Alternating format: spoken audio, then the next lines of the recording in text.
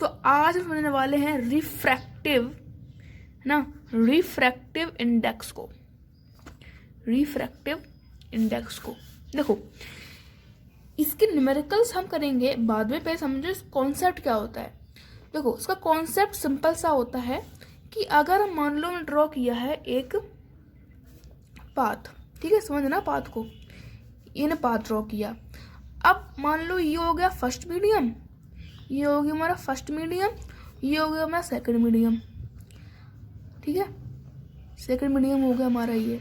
First medium मान लो हो आपका जनरली होता क्या है, एयर, एयर हवा, ये होता है आपका वाटर, या फिर मान लो ग्लास, मान लो प्लास्टिक, प्लास्टिक बॉक्स, ठीक है। तो क्या होता है कि रिफ्लेक्शन क्या होता था कि आपकी जो लाइट आती थी इंसिडेंट आज से क्या होता था, ये आई लाइट, ये होगी रिफ्लेक्ट, तो ये बन जाता आपका आई, ये बन जाता आपका आर, और बीच में नॉर्मल रे आ जाती थी, है ना। बट रिफ्लेक्शन में क्या होता है, रिफ्लेक्शन में होता है कि एक लाइट एक मीडियम से सेकंड मीडियम में ट्रांसफर होती है ना। यानी कि एक मीडियम ये है, वहां से लाइट आ रही है, तो वो ट्रांसफर हो जाएगी सेकंड मीडियम पे, और यहाँ बना देगी वो एंगल आई, एंगल आर, और यहाँ पर ला खींच देगी, जैसे कहेंगे हम एंगल ऑफ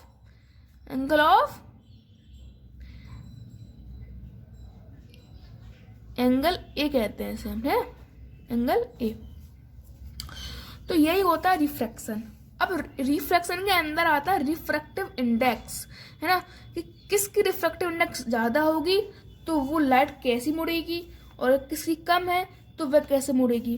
देखो जब भी इम्पोर्टेंट बात क्या है कि जब भी आपकी जो लाइट है वो रेयरर मीडियम से डेंसर मीडियम जाएगी, है ना, तो हमेशा लाइट टुवर्ड्स द नॉर्मल मुड़ेगी। कैसे मुड़ेगी, towards the normal. But if अगर लाइट आपकी डेंसर मीडियम से रेयरर मीडियम पे जा रही है ना, जैसे वाटर से जा रही है एयर में, तो वो हमेशा अवे फ्रॉम नॉर्मल ही मुड़ेगी, अवे फ्रॉम नॉर्मल ही मुड़ेगी। आपको याद रखना पड़ेगा। मान लो एयर है, एयर कैसी होती है, रेयर, रेयर मतलब होता है इसके मॉलिक्यूल आपस में जुड़े हुए नहीं होते हैं, जैसे एयर है तो एयर कैसी होती है, ऐसी होती है एयर। तो इसमें क्या होता है, मॉलिक्यूल्स आपस में बहुत ज़्यादा दूर दूर होते हैं। बट डेंसर क्या होता है, डेंसर में क्या होता है कि मॉलिक्यूल आपस में चिपके हुए होते हैं। जैसे कि मान लो वाटर है, तो वाटर कैसा होता है, वाटर में ऐसे ऐसे ऐसे ऐसे ऐसे ऐसे ऐसे ऐसे ऐसे ऐसे मॉलिक्यूल्स चिपके हुए होते हैं, इसलिए वाटर क्या होता है, डेंसर होता है, ठीक है। दिस इज द रीजन कि एयर होता है रेयर, वाटर होता है डेंसर, ठीक है। तो मान लो एयर से लाइट आ रही है, ठीक है, तो ये अब लाइट यहाँ पे आ गई। अब देखो क्या था, डेंसर से रेयरर, सॉरी रेयरर से डेंसर जा रही है, तो एयर से कहाँ आ गई बेटा, वाटर में। तो हमने क्या बताया था आपको, रेयरर से डेंसर जाती है, रेयरर से डेंसर जाती है तो लाइट टुवर्ड्स द नॉर्मल होती है, यानी कि हल्की सी बेंड कर जाती है। कैसे हो जाएगी, यहाँ जाएगी हल्की सी बेंड ऐसे कर जाएगी बस, इसे कहते हैं एंगल आई, इसे कहते हैं एंगल आर। बट अगर हमने कहा उसको सेकंड पेज में करते हैं सॉल्व। अगर मान लो सपोज करना कि अगर क्या हो रहा है कि मान लो ये हमारा हो गया मीडियम, हो गया, मान लो अब हमने ये वाटर हो गया, ये हो गई एयर। अब मान लो लाइट आ रही है यहाँ से, ठीक है, ऐसे आ रही है, तो डेंसर से रेयरर जा रही है, डेंसर से जा रही है रेयरर, तो डेंसर से रेयरर जाती है, यहाँ से यहाँ जाएगी, तो अवे फ्रॉम नॉर्मल, यहाँ रखना अवे फ्रॉम नॉर्मल, यानी कि नॉर्मल से बहुत ज़्यादा दूर चली जाएगी। ये लाइट आई, ये हो गई, यानी कि बहुत, यहाँ लाइट, आपको क्या लगता है कि सर लाइट ऐसे आ रही है तो एस को यहाँ से आना चाहिए था, लेकिन ये तो बहुत ज़्यादा बैंड हो गई, तो इसे कहते हैं एंगल आई, इसे कहते हैं एंगल आर। और जो आप देख रहे हो ना कि सर यहाँ जाना चाहिए, तो उसे कहते हैं हम एंगल ऑफ ए, यानी कि एक्यूरेट लाइन।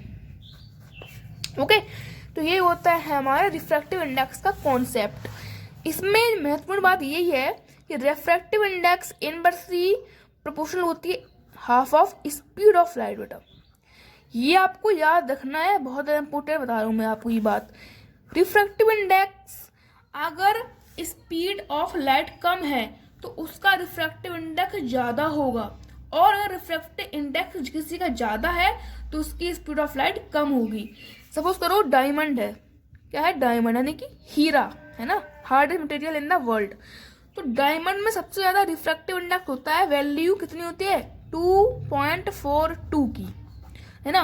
बट डायमंड में लाइट की स्पीड बहुत कम होती है। अगर आप इसमें डायमंड में कोई लाइट पास करोगे तो बहुत स्लोली वो पास करेगी। बट एयर में देख लो सबसे कम होती है, एयर में रिफ्रैक्टिव इंडेक्स कितनी होती है 1 पॉइंट समथिंग, है ना। बट एयर में क्या होती है, लाइट सबसे ज़्यादा करती है ट्रेवल, कितनी करती है 3 × 10⁸। ओके, तो ये होता है कॉन्सेप्ट, रिफ्रैक्टिव इंडेक्स जिसकी ज़्यादा उसकी स्पीड कम, और जिसकी कम उसकी स्पीड ज़्यादा, है ना।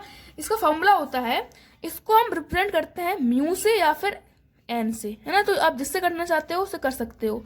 तो अगर हम म्यू से करें तो क्या होता है, रिफ्रैक्टिव इंडेक्स बराबर होता है speed of light in vacuum upon में speed of light in second medium,